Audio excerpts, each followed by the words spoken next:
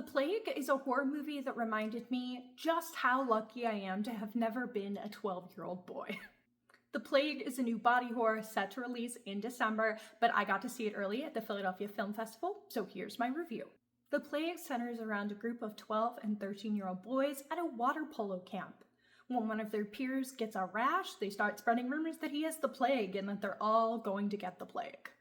And I think most of the horror comes from this very concept.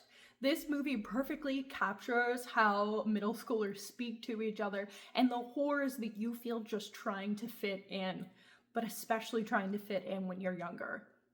The social situations that these boys put each other in truly had me cringing throughout the entire movie, and that discomfort is the core of the film.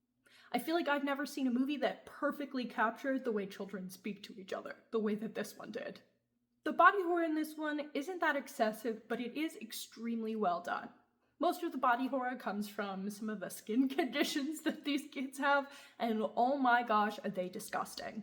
There is one point in this movie where I did hide, but otherwise I do think that people who struggle with body horror can still handle this.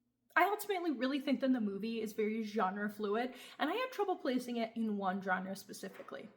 And finally, I found this movie incredibly visually interesting. I think this movie looks gorgeous and it has some really creative and unique shots, especially when the kids are in the pool. I feel like it shows a pool from every possible unique angle that you could show a pool from, and it looks amazing.